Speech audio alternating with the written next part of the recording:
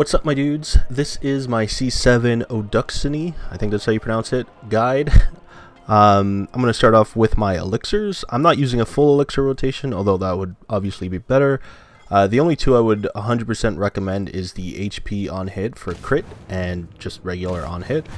I'm also using Exquisite Crown Meal and a Vel's Heart. The first three buffs there that you see in my bar are just guild buffs that don't really do anything damage-wise.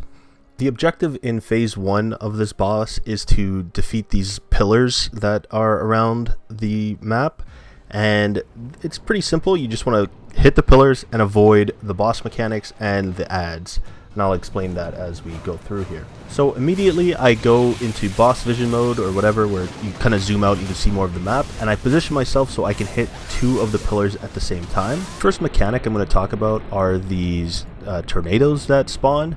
Their path is marked by the purple lines that you see on my screen right now.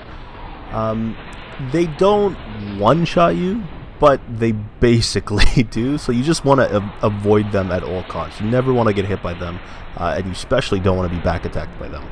So it's just always best to avoid them. The little red and black mobs that are swarming me, or the adds, can be largely ignored as long as you're not standing directly in the middle of them. So as you can see, I'm trying to stand on the outside of them while still trying to hit two pillars at the same time. One thing to note about the tornadoes is that if you see a tornado spawning in the middle but the bird is not there, that means you're standing directly in the path of a tornado. The first attack the boss does in this run that I'm doing is this white blade attack. I don't know how to describe it, but basically he marks the ground. He lands in the middle of the map, marks the ground with these white kind of wind effects, as you can see, and then he shoots out these blades. Those lines will spawn, disappear, and then spawn again, and sometimes they can be in different locations. So if they spawn the first time and you're in their path, that doesn't necessarily mean you need to move, but the second time you definitely need to move. And after every attack, he'll do a dive that you just saw, which doesn't one-shot you, but it does a lot of damage, and you can frontal guard it, but it's best to obviously just avoid it. The next attack he does in this run, again, it can be random, but in this run, he goes up in the air and he starts throwing these purple splotches on the ground that do a lot of damage, so you never want to stand in them. Earlier I said you could basically ignore the adds, but you never want to ignore the jumping ones. The jumping ones you always want to iframe because they will completely destroy your frontal guard, no matter if you're super armored, if you're unprotected, if you're frontal guarding, it will destroy your frontal guard. So at this point in the run, I have one flame left to destroy. I'm just trying to stay on the outside of the adds and doing my best not to take any unnecessary chip damage, which is actually a good thing because right here I kind of misplace myself and I actually end up getting hit by one of those blades that he shoots out, and it does like 95% of my health. So I panic for a second, grab that orb, and then go back to hitting the flame.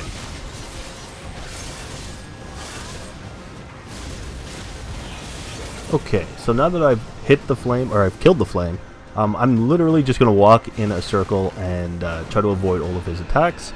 Obviously he just dove, so I avoided that. And now I'm just literally going to walk around in a circle because there's no point in attacking the adds. I mean, you can if you want. I already have 100% BSR, so there's no point in doing that. And I'm just waiting for him to land, which he does right now. And I use my E buff. You should probably use your BSR too. I for some reason didn't in this run, but yeah, you definitely do want to use your BSR here because you'll get it in time for the second phase damage test. And this phase is literally just a damage test, where you want to try your best to avoid the zombies that are walking towards him, and the adds that are always on the map, and the tornadoes. So you want to try your best to back attack while avoiding all of those mechanics at the same time. Simple. Kind of.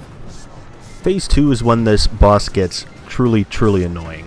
The flames are locked until you kill these two new mobs that spawn, which are, I'm going to call them spitters. They're basically the same color as the rest of the mobs, but they're bigger and they spit this bile at you that does a lot of damage, like a ton of damage. It will melt your frontal guard. If you're in super armor, you're probably still going to die. So it's best to just iframe their attacks. And when they die, they leave a pool behind, which, again, will kill you in like 2 seconds and destroy your frontal guard. So it's best to just completely avoid their pool and completely avoid their attacks as well. When you kill them, the flames will become unlocked. For the first time you kill them, it's a very short amount of time you have. to kill a flame. You might not even be able to kill a flame. I got really lucky and was able to do it. The boss has a new attack this phase. It's this tornado attack he does in the middle of the map, and you'll see his body there, so that's how you know you're not actually just standing in a tornado. He's about to do it here in a second. The thing that you want to note about that tornado attack is that the hitbox does not match the animation. He will do his attack, and the damage will be emanating from the boss for a lot longer than you think. So it's best just to always just iframe for a lot longer than you think. If you want to be super safe, wait till he dives to stop iframing. Also, I want to note my positioning with these spitter mobs. I'm trying to keep them relatively close together to the last pool that spawned. I want to keep their pools all in one section, ideally opposite to where I am right now, next to this giant rock. And I'll explain that as we get into the phase 2 damage test.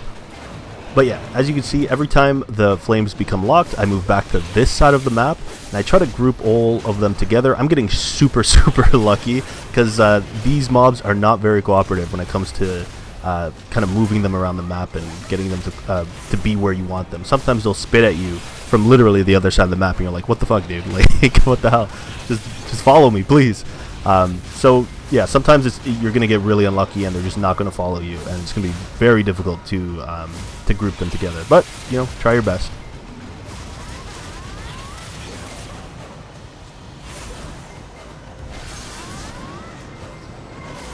Again, I just want to talk about this tornado attack. You can see how long I'm iframing for after the attack is done. I am like super nervous because I've been destroyed by that tornado a lot, and the animation just makes zero sense at all.